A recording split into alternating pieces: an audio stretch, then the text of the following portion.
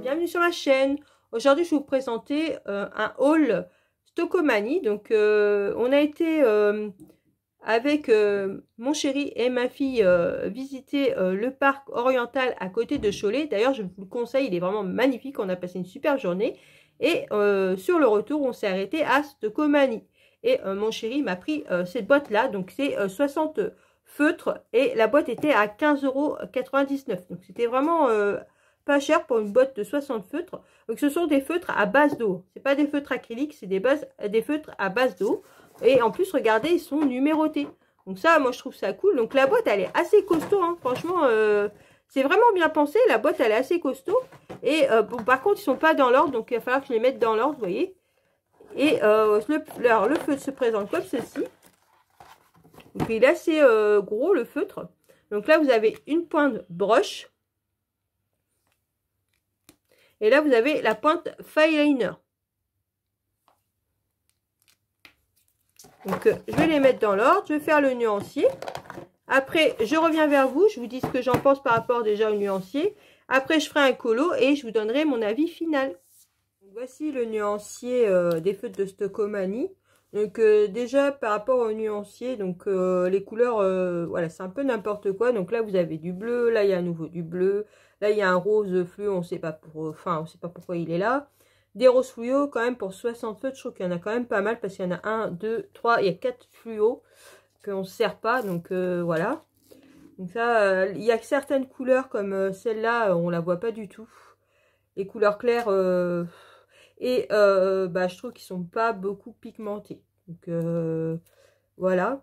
Après, ce que je peux vous dire aussi au niveau de la pointe, alors j'ai trouvé qu'il y en avait certains qui étaient gorgés d'eau et d'autres qui étaient quasiment secs. Donc au niveau de la qualité de la pointe pinceau, c'est pas la même qualité selon certains feutres. Donc voilà, c'est pas égaux. Tous les feutres ne sont pas égaux au niveau de la qualité, donc ça pareil, je trouve ça un peu donc pour le moment, franchement mon avis, bon je vous le donnerai à la fin, mon avis final, mais même par rapport au nuancier, voilà, c'est pas top. Donc après par rapport au nuancier déjà ça fait l'affaire, mais voilà, il y a certaines couleurs les couleurs claires sont trop claires, les couleurs foncées sont pas assez foncées, le noir là est pas assez intense et il manque pas mal de couleurs. Donc vous avez une couleur peau là qui peut faire l'affaire. Pour la couleur aussi un peu marron, il y a celle-là. Mais bon, voilà. C'est tout ce que je peux vous dire. Après, c'est sûr et certain que vous ne pourrez pas faire tous les coloriages mystères avec 60 couleurs. Surtout que vous n'en avez pas 60, parce qu'il y a quand même 4 fluos. Cette couleur-là ne sert à rien. Donc, il y a des couleurs qui sont similaires, les jaunes, là. Les deux bleus, là, ils se ressemblent. Donc, ouais, il y a des couleurs qui se ressemblent. Donc vraiment mitigé par rapport au nuancier. Donc maintenant je vais vous faire voir le coloriage et je vais vous dire vraiment ce que j'en pense. Donc ça c'est un colo que j'ai fait avec ces feutres là, qu'avec ces feutres là.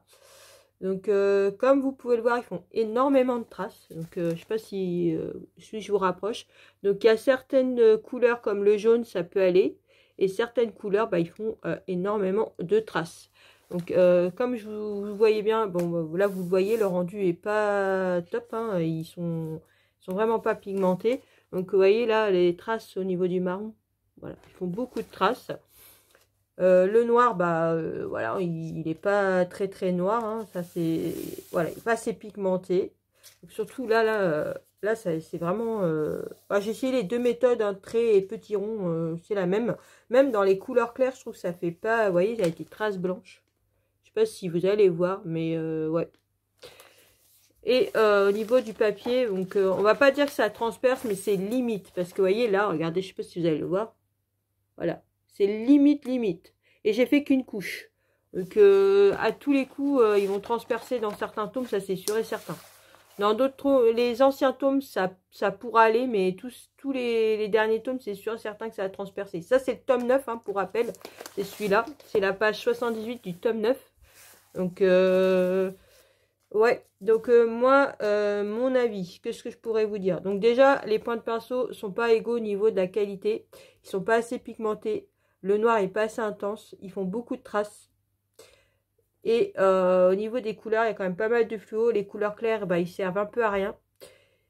Au niveau de... je pense que limite, ils vont transpercer, c'est sûr et certain. Donc moi, comme vous pouvez le sentir, moi, je vous les recommande pas.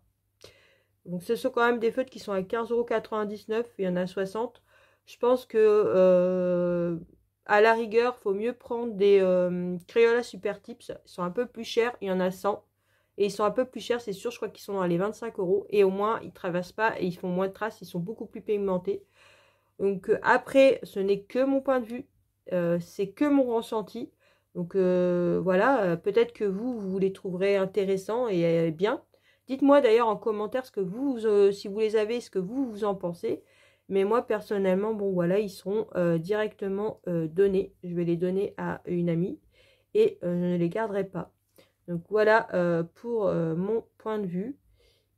Et je sais pas si je vous avais déjà fait le retour aussi pour les marqueurs acryliques aussi. Le pinceau, le petit là, les petits ne transpercent pas, mais les gros bah transpercent. Voilà, alors ça c'est la première fois que ça m'arrive. Donc je vais vous chercher pour faire voir ce que desquels qui restent ceux-là. Donc les petits sont nickel, hein. Moi comme je vous avais dit, je les adore. Mais les gros, le gros là, donc ça c'est une poche que j'avais eu, il y en avait 3 gros et 3 petits. Donc j'attends une poche en plus comme ça avec que des gros, donc à voir si c'est la même peinture. Vous voyez, c'est du 3 mm celui-là. Et celui-là transperce ce papier, donc je sais pas si vous allez le voir dans celui-là. Voilà. Donc c'est la première fois que ça m'arrive avec un feutre noir. Là j'avais essayé aussi là. Voilà. J'ai essayé dans plusieurs tomes et ça transperce. Donc c'est la première fois que ça m'arrive.